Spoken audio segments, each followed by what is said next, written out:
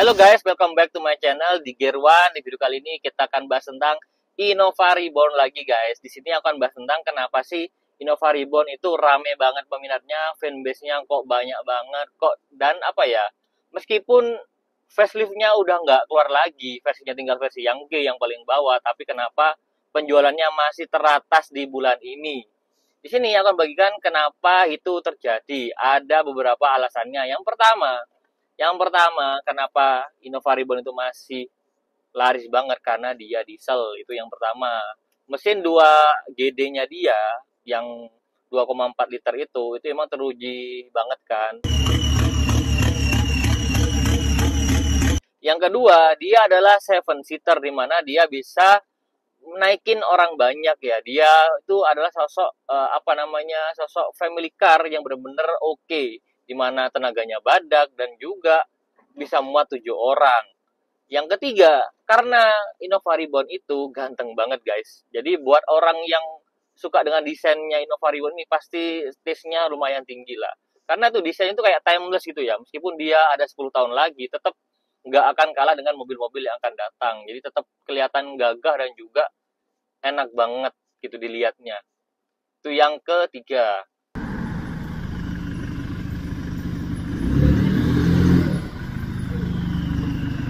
Kemudian yang keempat adalah Innova Reborn itu penggerak belakang. Penggerak belakang, mobil Indonesia penggerak belakang makin lama makin habis ya. Dan di sini bertolak belakang dengan kebutuhan masyarakat Indonesia, di mana masyarakat Indonesia ini butuh family car yang memiliki penggerak roda belakang, di mana diyakini torsinya itu lebih tinggi, tidak mudah melorot saat nanjak di pegunungan dan lain-lain. Jadi inilah jadi alasan Innova Reborn ini laku banget, yaitu adalah penggerak belakangnya dia.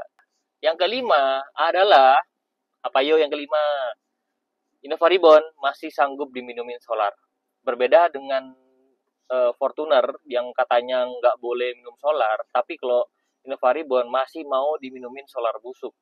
Itulah membuat dia tuh jadi pilihan dan incaran banyak orang-orang tuh, baik dari kalangan pribadi ataupun kalangan komersial atau PT-PT atau perusahaan-perusahaan itu. Karena kalau diminumin solar pasti kan konsumsi BBM-nya tuh murah banget ya. Apalagi Innova ini kalau diminumin solar atau Dexter itu rata-rata 1:13.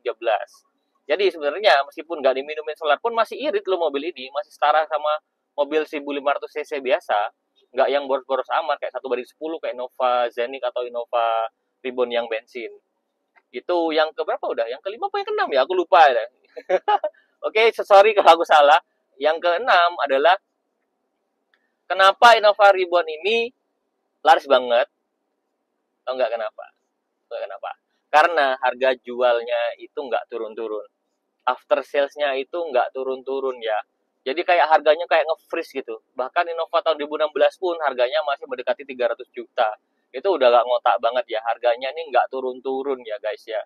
Ini membuat banyak orang tuh pengen beli Innova Reborn sebagai investasi, di mana mobil lain itu depresiasinya turunnya tuh anjloknya gila-gilaan dibandingkan dengan Innova Reborn yang harganya nih benar-benar masih sama kayak baru, gak jauh-jauh amat.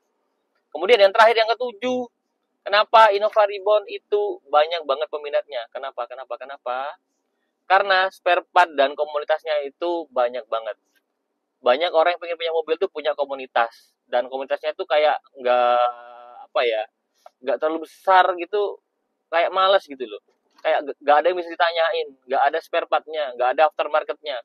Kalau Innova Reborn aftermarketnya tuh udah banyak banget, kalian bisa nyari bumper, bisa nyari spoiler, bisa nyari spare part tuh di mana-mana ada, dan komunitasnya tuh gede banget. Jadi kalian nggak perlu khawatir mau tanya-tanya masalah Innova Reborn tuh ke siapa gitu, dan mereka tuh solid banget ya. Komunitasnya Innova Reborn ini lumayan solid. Kalau aku lihat di Facebook itu mereka tuh saling jual beli di situ, saling ngasih share pengalaman pakai Rebornnya dia, kasih share pengalaman spare partnya itu harus pakai yang pakai apa gitu. Dan mereka tuh ramah-ramah juga ya, mungkin karena udah pada matang ya, yang punya itu rata-rata orang-orang berduit, dan jadi mereka pada humble gitu ya sama user-user Innova yang lain.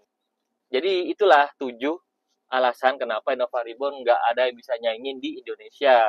Meskipun Innova sendiri nggak bisa ngalahin kesuksesannya Innova Reborn. Jadi itu alasannya. Menurut kalian ada alasan lain nggak? tulis komentar di bawah ya. Mungkin itu aja untuk video kali ini. Terima kasih sudah nonton. Sampai jumpa di video selanjutnya. Bye.